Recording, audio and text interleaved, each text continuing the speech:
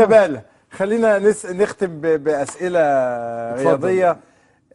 شيكابالا من أهم الموهوبين في كرة القدم عندنا، يعني من تتذوق أدائهم قليلين، يعني هناك من يجيد في الملعب لكن هناك من تتذوق لمساته وأداؤه. شيكابالا في انقسام، نجيبه ما نجيبوش، يكسب يخسر.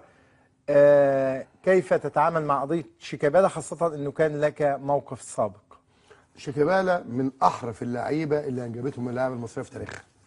يعني في فلاتات كانت بتيجي، خطيب، حماده امام، شيكابالا، مش عايز انسى حد، في فلاتات كده بتيجي، وعلى ابو جريشه، كنوز، يعني في فلاتات كده، وحسام حسن ايضا، وفاروق جعفر وحسن شحاته، فلاتات، وحسام ابراهيم طبعا، انا خايف انسى حد يعني، وحازم امام.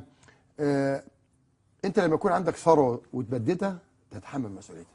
هو بدد هذه الثروه وهذه الموهبه. كل ما يروح نادي، راح السعوديه ما كملش، راح اليونان ما كملش، راح الامارات ما كملش، الزمالك ما كملش، البرتغال ما كملش. ومع ذلك احنا بنحاول نحل مشكله شيكابالا، لان مشكله شيكابالا ماليه. خلاص شيكابالا، هو كان عندي في البيت من اسبوع، هو صاحب احمد وامير على فكره جدا. هو شيكابالا خلاص، لانه 30 سنه وفاضل له سنتين ثلاثه بالكثير وبقى كويس، عايزين نحلها له ماليا. قلت له حل مشكلتك لازم تروح تعتذر للنادي سبورتنج الاول، ده لازم. سبورتنج لشبونه في البرتغال، عشان لازم ما بيجيش بالعيد، ده نادي كبير مش نادي صغير. اتنين، المبلغ اللي هو حاطه 10 مليون مش عارف ولا كام، انت باعتذارك هتخفف الوطأ ونقدر ندفعهم، تمام؟ لو شيكابالا عمل كده هيرجع ان شاء الله. وانا بعت وفد من عندي هيسافر باذن الله الاسبوع دون، هيقابل رئيس النادي هناك.